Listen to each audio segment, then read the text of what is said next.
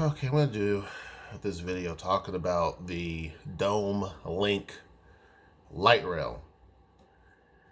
Now, it's super early. I mean, when I say super early, I just got up. Like, it's bad. Hold on a second. Okay, Zara just got her ears pierced for the second time, so I had to go and clean her ears real quick. But anyway, um, the about a week ago, the Sound Transit had a couple of officials that came into the shop, to the studio. And they passed out all this different stuff and brochures and pamphlets. And this guy was saying, like, there's going to be a few open houses that talk about the alignment of where this light rail station is going to be. Now, it's kind of confusing because when Sound Transit first started doing transportation projects, they did the Tacoma Link, which is the light rail system. They call it light rail, but it's the streetcar that goes through downtown. They're expanding that to go up into Hilltop, right? It's now called the Orange Line. And the Green Line is going to be the big light rail system that goes all the way from Seattle, probably Bellevue, Seattle at that point, all the way down in Linwood, all the way down to Tacoma. It should be completed in 2030. So we're talking 10 years. But they have to plan for it now because there's a lot of things that have to be done beforehand, right? So it was interesting that they came in there, but one of the things that struck me at the time, I was thinking, because, I've done videos talking about there could be a couple of buildings around that they may knock down for this or what have you, to make way for this. But then once they left, I got to thinking, why not just take over Freighthouse Square? Because already, I did the video talking about how close the bus hub is, which is really just a block over. You have a huge parking garage there right next door. So you have on one side, you have the bus station, which can take you to anywhere in the city, also all the way up to Seattle. You then have a huge block of parking garages that are there, which is a nightmare to find parking. Then you have Freighthouse Square sitting next to it, and in Freighthouse Square you have the Sounder Station and you have Amtrak that are already there. So I thought it made better sense after those guys visited to just take over Freighthouse Square. Now, Freighthouse Square, even though this is where we got our start, that's not where we're going to always stay. Excuse me, now I'll get into that a little bit more. But Freighthouse Square, the owner really does not take good care of the property, to be honest with you. The outside of the building looks horrible. The inside of the building looks pretty bad. The bathrooms have never really been updated. They do a few fixes here and there, but there's really not a lot of things that have been done, given the amount of money that they get to take care of the property. It's just sitting there derelict. So the building, if Freighthouse Square owners were smart, they would have remodeled this building and made it look a whole lot better. Now, that still doesn't mean that Sound Transit wouldn't have taken it over, but they could have made a better argument. But they've never done that. So the building has sat there, and just really, the potential of what that building could be is astronomical. But they've allowed the facility to fall apart. So I had come up with this because they were going to do an underground station. Well, that is out.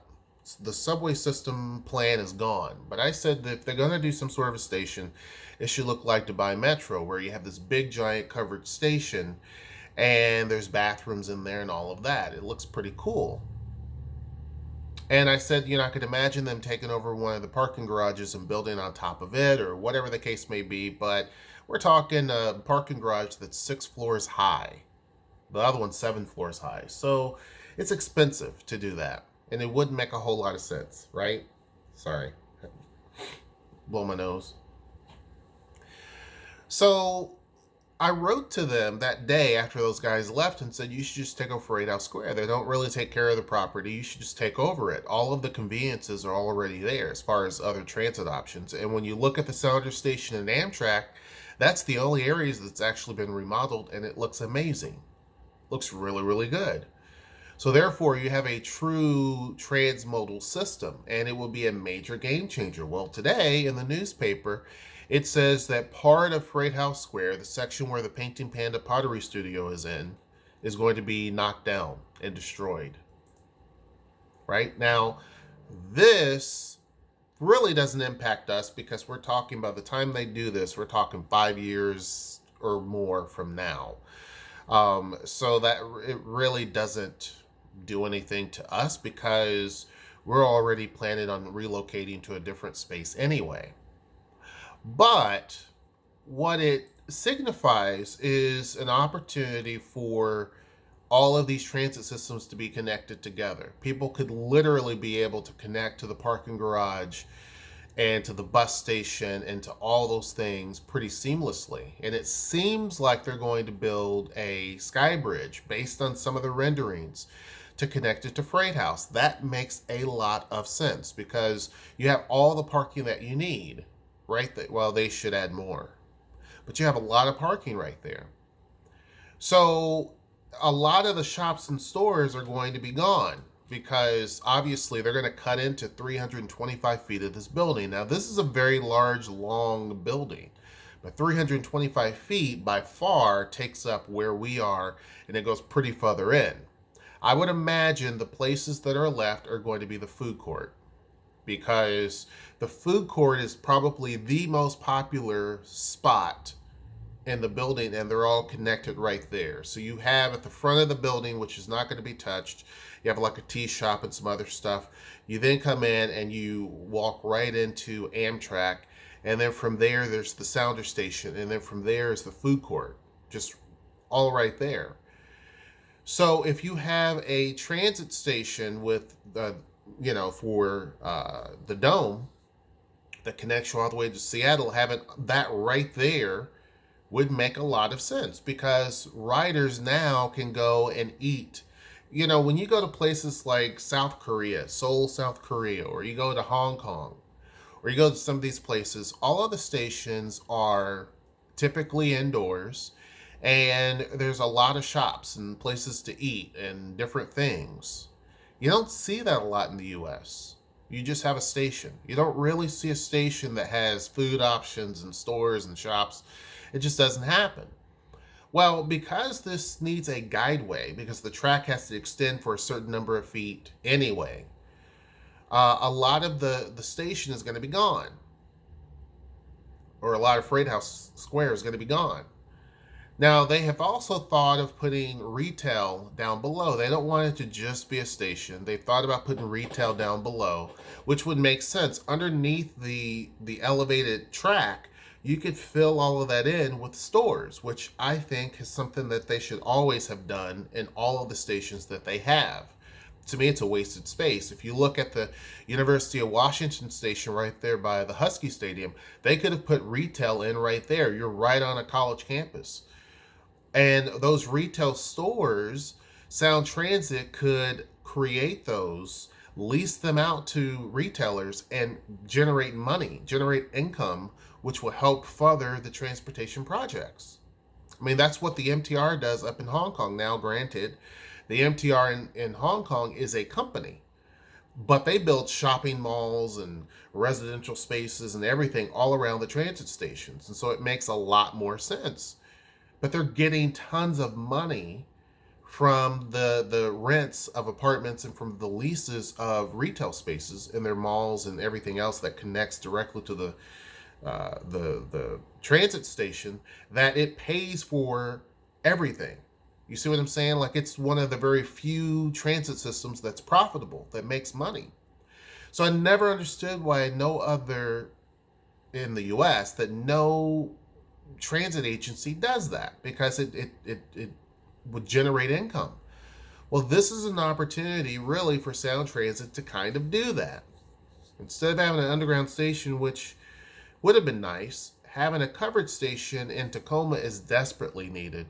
And I think that using Freighthouse Square as that option makes a whole lot of sense. The mayor of Tacoma is behind it. She agrees that this would be a great option. One of the reasons is because, again, it's located to everything else. And the second option is the building is just derelict. I mean, it's a kind of an eyesore.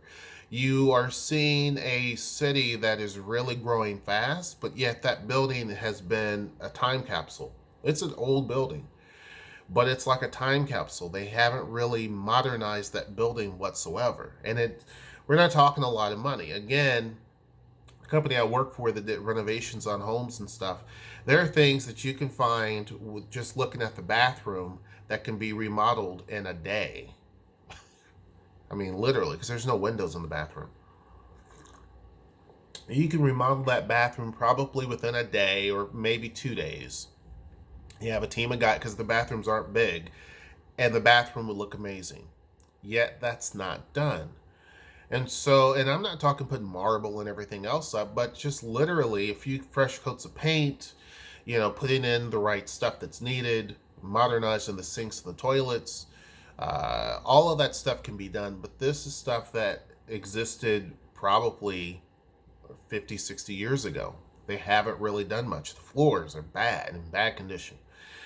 So it is going to mean the end to a lot of businesses that are there, because obviously those businesses are going to be a station. The new businesses that come there will probably be, hopefully, retail if they have enough space for that. I don't know how far 325 feet cuts into the building. I do know it takes our space for sure, because we're right there on the edge. There's the event space, and then there's us. So it will take that for sure. And I wouldn't be surprised if it didn't eat all the way up to the food, the eateries, because I mean, again, it makes sense. But to me, it's the smartest decision to make.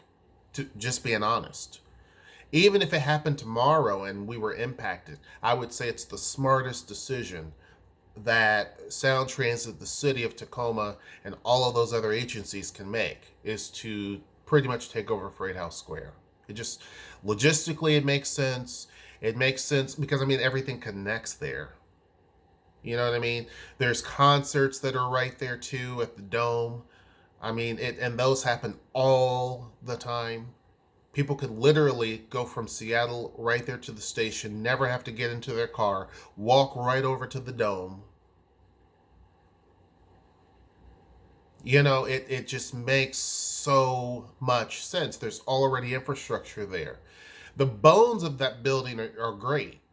The bones of Freighthouse Square, if you look at the skeletal design of Freighthouse Square, it's amazing. And the portion that we're in has been remodeled a little bit. But so the bones of it is great.